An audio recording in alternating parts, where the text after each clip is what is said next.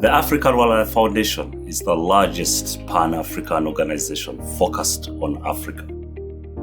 Founded in the 1960s when Africa was gaining independence. We are very interwoven within the struggles of Africa right from the 1960s. It was founded, we have an American interest in this because we are founded by Americans from that very pragmatist culture of Americans.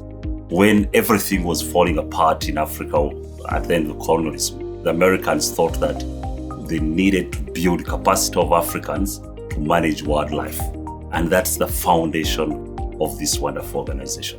We work in several countries on the continent.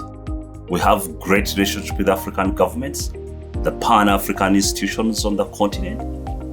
And we strive as our mission to ensure that wildlife and wildlands exist in modern Africa. And we're trying to, as much as possible, to work with Africa to define the role of wildlife in Africa's aspiration, especially economic development. I've traveled a lot on the continent and I engage Africa's leadership at the highest level, presidency, ministers.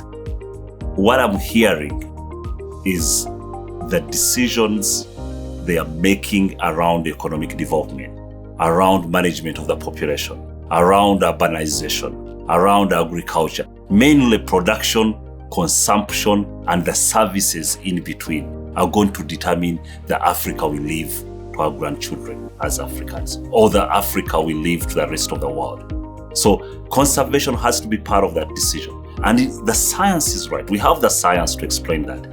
But I don't think we have done a good job in linking the results out of conservation to the economic growth. And that is the space we need to occupy very, very quickly. The most important thing in this discussion is the Africa voice. Africa has fatigue in a way of being told by Europeans especially, or North Americans, why elephants are important to Africa. Why national parks should be protected. That voice has to be owned by Africans. We were working to get that unique African voice and unique approach to conservation for the continent. But it has to be Africans telling Africans why these resources matter to Africans' way of life. Of course, we still need support from the global community. Of course, we need leadership from the US. I come from Uganda.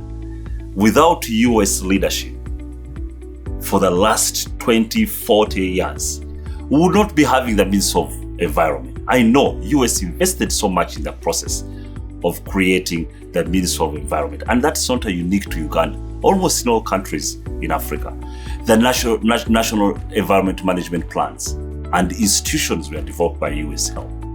The assessment of resources, inventories in many countries in Africa, that was US support. But I think that we need to see that leadership continue. But the missing part and why Africa continues losing 35,000 elephants annually is I think we missed in the process the African voice to accompany the wonderful thing we are doing in conservation. That needs to happen. That voice shouldn't be only owned by conservationists, but I've been asking countries, I want to hear from the central bank governor, explain to a country why wildlife matter to the economy of those countries.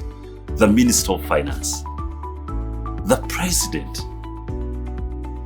Africa is still young in this space of politics, and that's why engaging the leadership is so important, because leaders are still making very, very, very big decisions on behalf of a lot of members.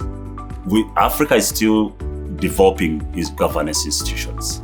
Africa is still developing democracies. Remember, just 1990s, Africa had less than 5 countries with the electoral process.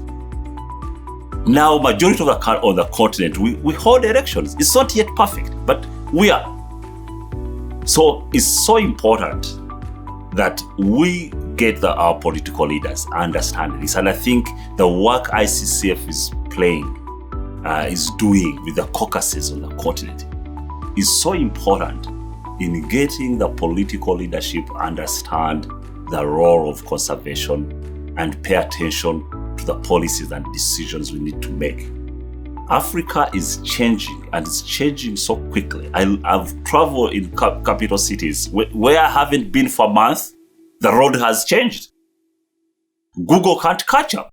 Just I live in Nairobi. You use Google will tell you, okay, at the roundabout, turn left and it's a building. That's how quickly, Africa is changing, and those decisions are being made as we speak now. Where the next building is going to be, what road needs to divert where, and some of that are impacts biodiversity, and some of those are political decisions. So that's why our membership at ICCF, we take it seriously, and we see a big role for ICCF. But also the connection, the bridge ICCF brings in the aspects of US leadership on this issue is very, very, very important. I've been part of the teams receiving congressional delegation on the continent, and I have seen that play out, the influence and the lessons those discussions bring to the continent. Most of African models are coming from outside, especially from the economic models. So is the environment. And politicians exchanging ideas and how difficult these decisions are being made and why is very, very important for a young continent trying to make these decisions, and we must. So that role ICCF plays is very, very crucial, and we are happy, and we are asking ICCF to expand the caucus processes, and we would like to be part of that on the continent. We are going to continue and strengthen the voice of Africa. We are going to build a team of influencers on the continent, a group of Africans that can tell Africans why these resources matter. A team that can have a very frank conversation with African leaders and bring out that uniquely African way, African strategy to conservation. Appreciating the fact that Africa needs roads. It needs bigger roads too. It has to develop. What price? And lead that discussion and that voice of wildlife. We cannot, in addition to what wildlife does in terms of science, wildlife is our brand.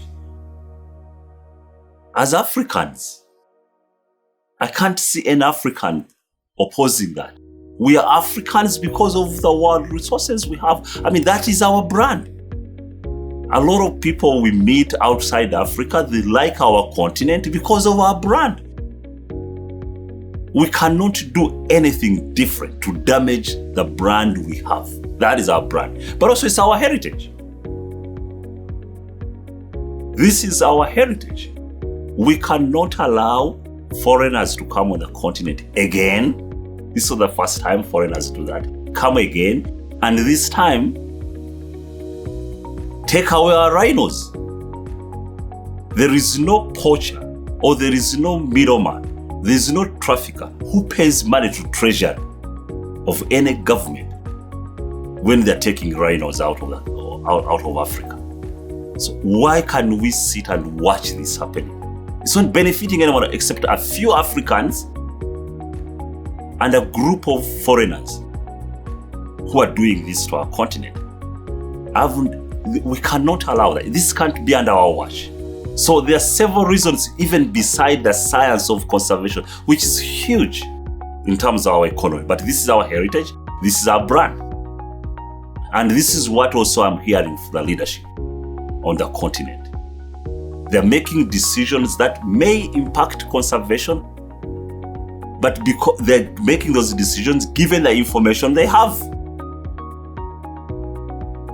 So we need to improve the data, the statistics, sharing some of the lessons so that our leaders make the right decision with more information. They're making decisions based on economic reasons alone for the moment. And as conservationists, that is our work. But also we need to understand that we have to lose something. We cannot be the no group. So we are going to lose maybe some parts of the national parks. Maybe some rivers are going to be flooded for the sake of energy production. We have to accept these things. That we are going to lose some land. We are going to lose some areas for Africa to develop.